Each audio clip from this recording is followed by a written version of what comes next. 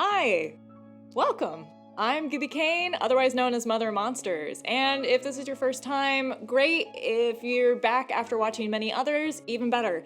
I'm at a really sweet little shop called This Little Note. It's very chill, and it's so chill that nobody minded when I said I'd like to record a demo. What you're about to see is illustrative black and gray. It's a very specific style. It's kind of like realism black and gray, but like not quite, because there's a bit more like of a graphic element to it. It's a little more punchy, a little bit more line work. I think it's recognizable most in like Ryan Murphy's spooky work based out of Salem, Massachusetts. It means exactly what it sounds like. You can illustrate it a bit more and have a bit more freedom. And in this case, I went a little bit spookier with it, and I hope you like it. And I hope you know what the heck a Baba Yaga is. If you're not familiar with what a Baba Yaga is, that's okay. It's Slavic folklore. Most of the time, it's an old woman who lives in a cabin, and sometimes that cabin has giant chicken legs, and usually she has a massive nose made of iron, and she'll take your daughter and make her do chores, and if she doesn't do the chores well enough, she eats her, as you do. Anyway, so my client, who wishes to remain anonymous, requested it, and I said, oh heck, why not? I really love Slavic folklore, so I'm all in, baby. So here's what we have without further ado. Alright, so I'm getting my gloves out. This is my station. I have a custom-made steel top with my little power supply. I like connecting to a cord. I know that that's like passe because everybody's on rotary machines and they all ask me why I don't just have a battery pack, but respectfully, I never remember to charge them. Also, I really don't like added pressure, so having like the countdown timer on my battery supply to let me know how much longer I have on a tattoo, that probably requires more time than the battery's gonna allow me. I know I could just switch it out, but then the next one does it, and I don't know, it just freaks me out. It's too much pressure. I have used them before, I just don't like them.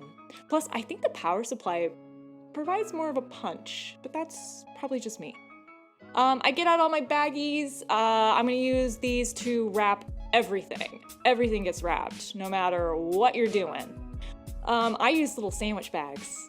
They're cheap. It's like $1, and I honest to God do not understand what else they're for because they don't seal. I cut the tip off with my little with my little nurse scissors that my bestie gave me, and that's what's gonna go over my machine once I wrap it, which I will get to in a moment. I recommend newbies try to set up the same way every single time. It will help you get into the rhythm and find your flow in your setup so that your brain can turn off and your hands just do the job. This is really cool. This is a magnetic tray. I got them in a set of 2. The other one's coming.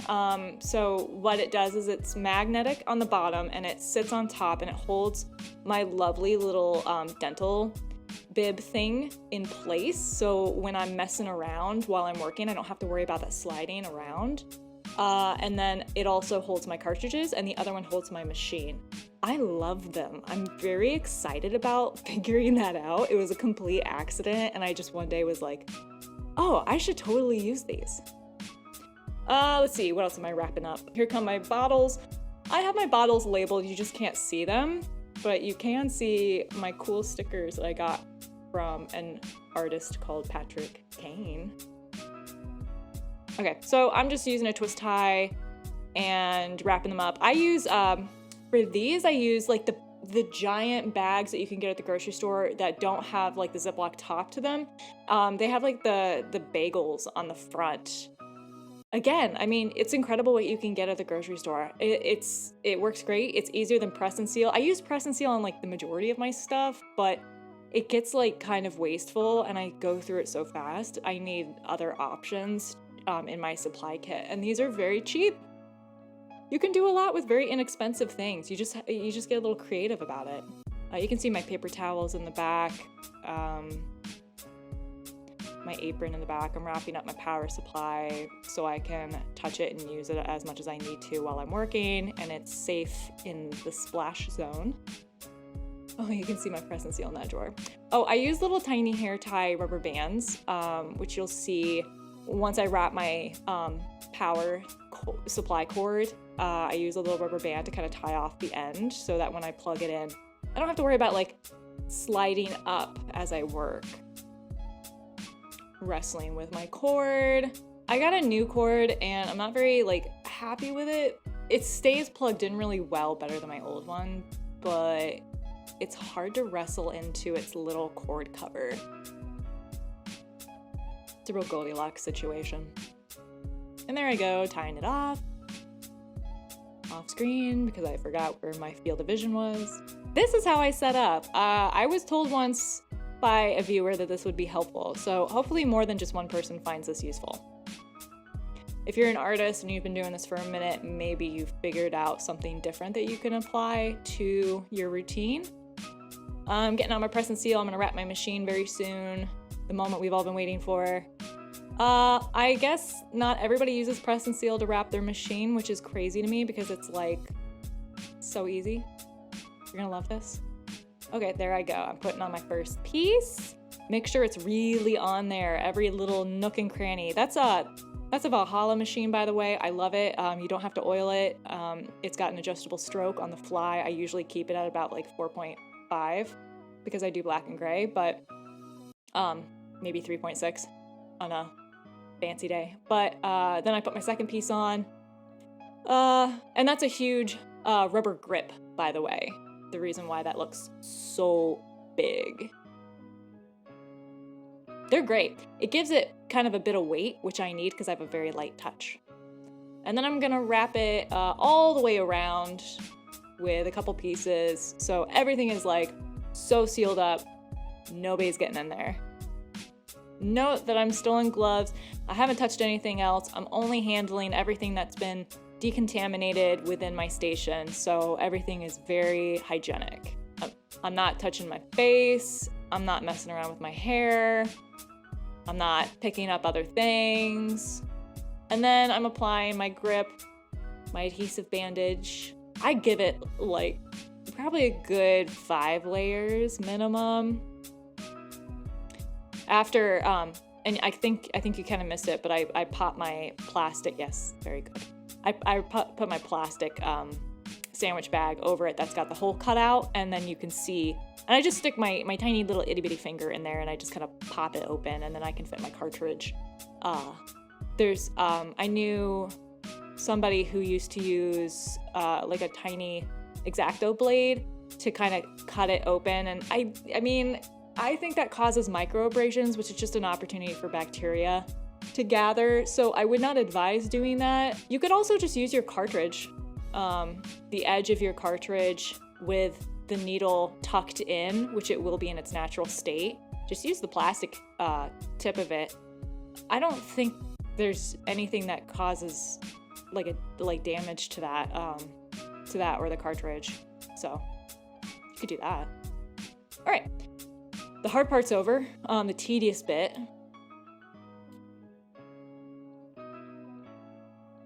I use fancy razors. I don't use the really, really cheap ones, the big ones, because I accidentally carved off part of a man's ankle once, and I never want to do that or experience that again. So I use the good kind of razor. Plus, they're great. If somebody's really hairy, I mean, it's like super helpful. I use my A&D ointment. That's my process moisturizer, whatnot. Helps keep everything nice and tidy while I'm working. I put out my ink caps. I think these are 13 millimeters, which is important for those of you looking to get into black and gray. I don't think the tiny ones work, and I've got huge giant ones, ink caps, and honestly the best size is in between. 13 millimeters, very, very good option. In this instance, I'm gonna get out 4 because I'm gonna get white highlights on the one on the farthest and just straight black in the one closest to us. I arrange it from darkest to light, which I will go into next.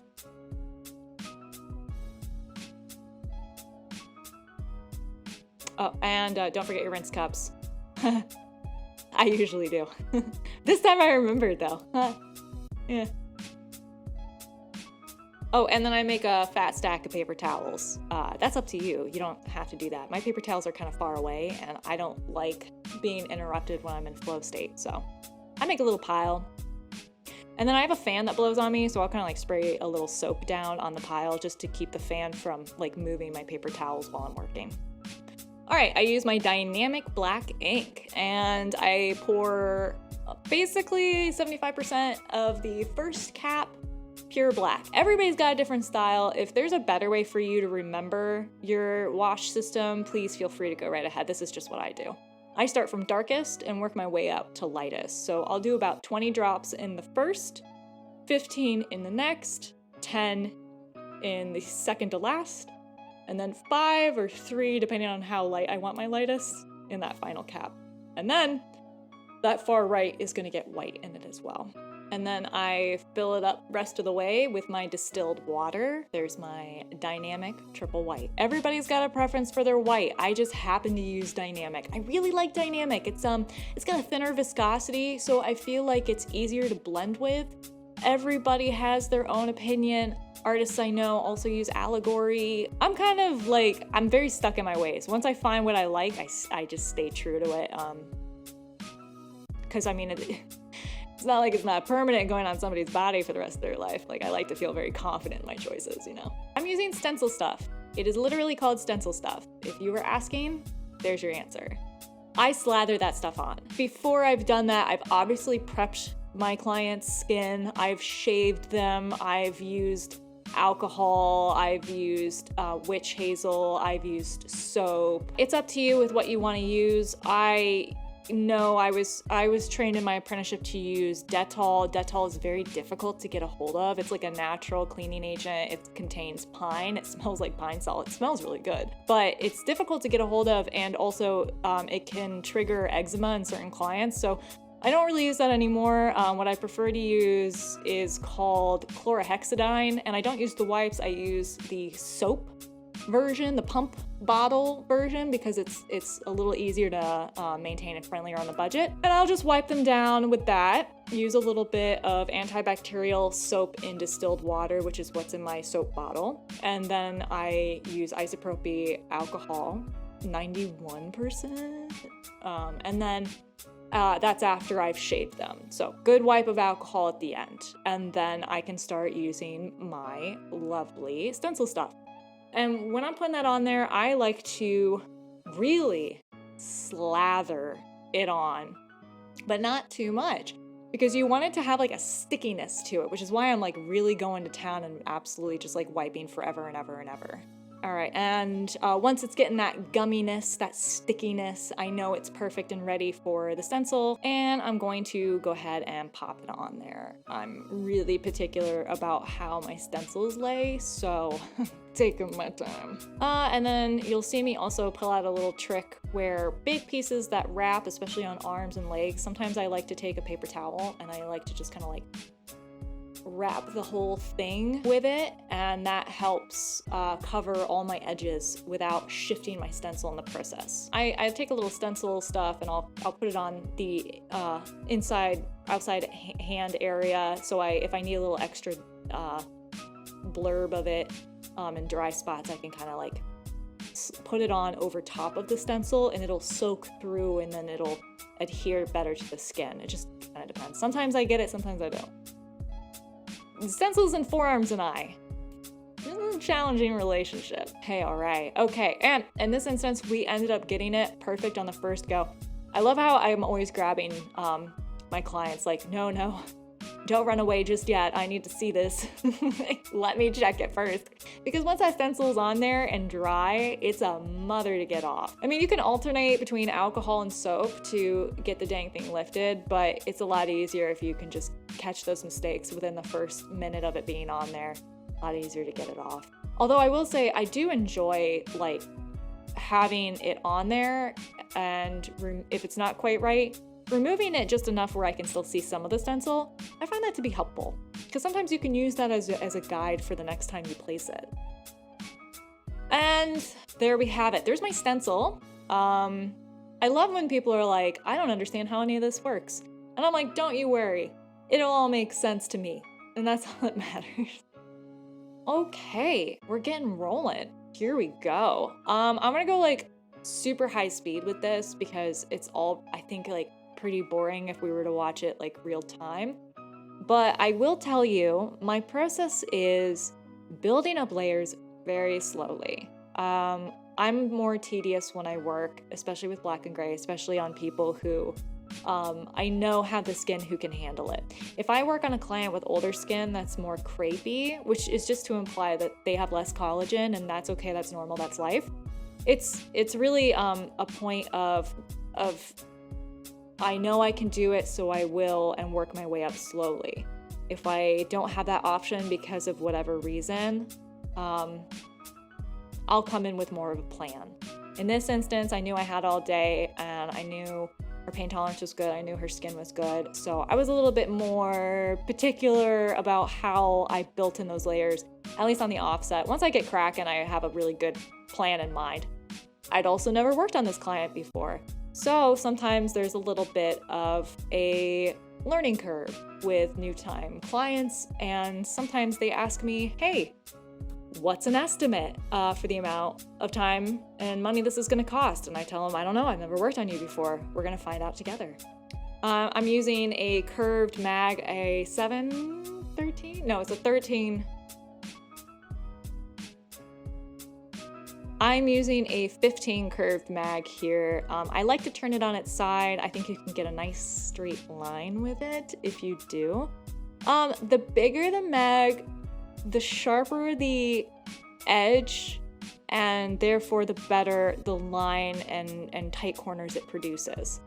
The smaller the mag, the better it is for packing large areas and getting smoother blends when it comes to gradients.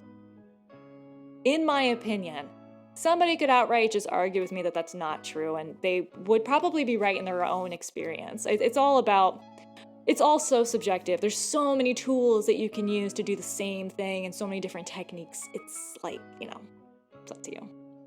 And then you can see more towards the end of this clip, I am using a very tiny tight 5 liner, which is, you start getting into the bug pins, you start getting into those tight liners, they kind of size down a little bit. So my tight 5 is very close to a standard 3, but with a sharper edge to it. I also use a very specific brand.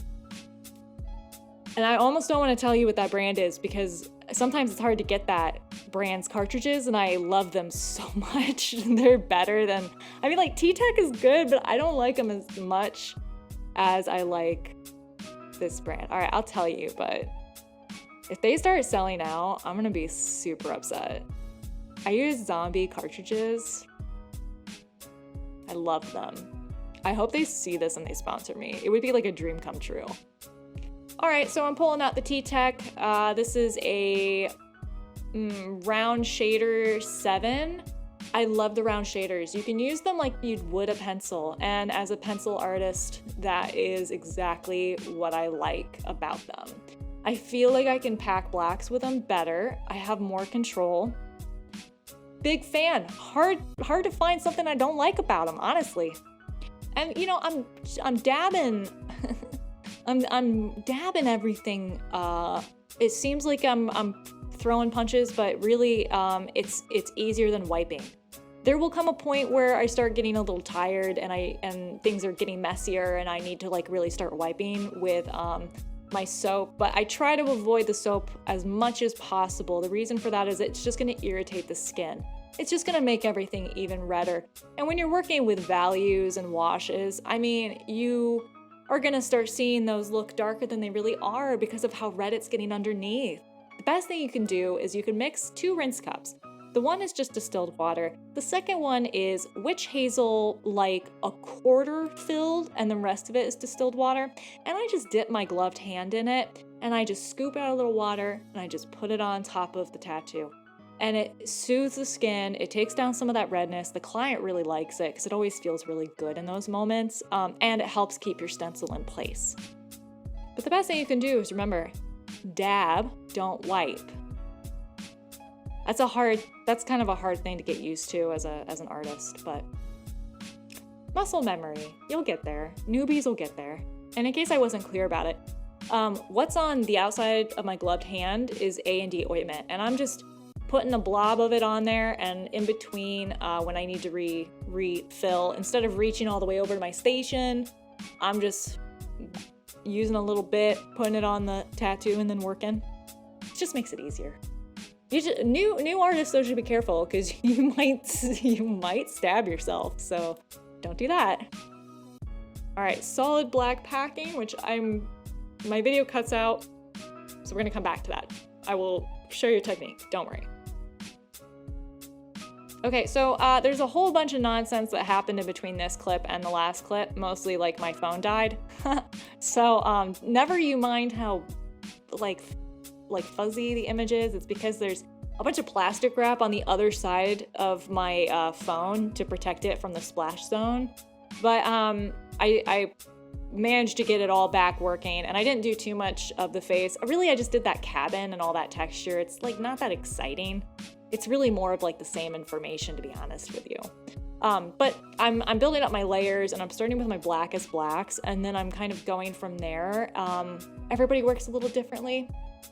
Here I'm packing my black in that moon, and the secret to a good bit of solid black packing, when you move to pack, I kind of pack at a higher voltage. I'm running at probably like a 7 at this point. I'm running at a 7 at this point, and I'm running at a 7 voltage at this point. So what I'm doing is I'm going in tiny little circles, and the circles are all exactly the same size. You can go as fast or as slow as you want, but the size of the circle needs to remain the same. And once you have that line, you're going back over top of it.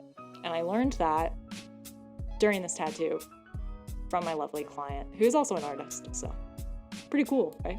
Just going back over those areas with the mag. I've already filled in my blackest blacks with my round shader, and now I'm just going over top of it with my lovely mag, hammering in some more of those tones. And getting back into the portrait. I'm kind of excited about it. I really enjoy doing portraits, especially lady faces. But doing an old hag, this was my first hag. Kind of a wild ride, honestly, but really fun. I'd love to do more of these. She is creepy, isn't she? I'm just going very gentle. This is like the time where my values of my washes are gonna really shine. I'm gonna be using a lot of my lighter washes at this point, you know, because the whole point is I don't want to go too dark too fast, because then otherwise it's gonna look really amateur, right? So we're gonna build up slowly. Making sure that I put all those wrinkles in there. And again, you know, I don't have to switch out for a liner if I don't want to. I can turn that mag on its side, get a lot done. Save yourself the trouble. I'm not shy about using that ointment. I want to make sure that my surface remains very clean, and if, you know, the more ink you have building up, the messier it's going to get. The more wiping you have to do, the more your client's going to suffer. So just remember, try to be neat and tidy as you work. It makes a big difference for your client. And I guess I never mentioned, but this armrest is wrapped in press and seal. I do 3 layers. One across, another across, down below, overlapping, and then I put one big piece over top of the whole thing. So it is airtight, waterproof. It's a non-porous surface. I've seen people not wrap their tables or their armrests. I think that's a little icky, kind of gross. This way it's as hygienic as possible. And then I put a little paper towel underneath everybody, just because it gets so messy. You can see how sloppy it is just from my hand resting on things and the client moving around and splatters of ink. It's just kind of gross. So that paper towel is just gonna also help gather any sweat building up underneath on the client's other side of their arm. So it'll keep them from sticking to it and then pulling that press and seal up with them. It happens. Okay, and at this point, I am pulling out the white highlights. The dreaded white highlights. You know, white ink has a thicker viscosity, so I guess it is a little bit more painful, but the reality is it's like the same as everything else. It's just at the very end. And your body's already like, please stop touching me, right? So I think that's why white highlights are so scary. Infamous white highlights. I'm just packing it into her little eyeball. She's a spooky lady. I don't always use white highlights. It's kind of like depends on how I'm feeling, depends on the piece, but I mean, it's a lot of fun. Big reveal. She's done. It was a difficult labor, but we got through it. It's a beautiful baby girl. It's a beautiful Baba Yaga. I like her, the client loves her, that's all that matters. If the client's happy, I'm happy. But it was nicely executed. I know it's in there good. And yeah, I mean, you can't complain about that. Well, I hope you enjoyed that. I hope that was fun for you. Maybe you're a prospective client, maybe you're an apprentice, maybe you're another artist looking for somebody to pick on. I don't know, go for it, have fun. Go crazy, whoever you are. Whatever your motivations are in this, in watching this, please comment down below. I'd love to know like who you are and why you spent time out of your busy day to watch my demo. I had a lot of fun making it. It was tough, but definitely worth it. Tell me what other demos you might be interested in seeing. What's a tattoo that you want to get, but you're not really sure if you trust the process of getting it? Maybe you don't have any experience in that style and you want to know a little bit more about it. And maybe you're an apprentice and your mentor is not giving you what you need. Maybe I can help provide a little bit of clarity in how you do what you do. But anyways, don't forget to subscribe and follow me on all the platforms @GabyCane. Thanks for watching. Don't forget to wear your sunscreen. Until next time.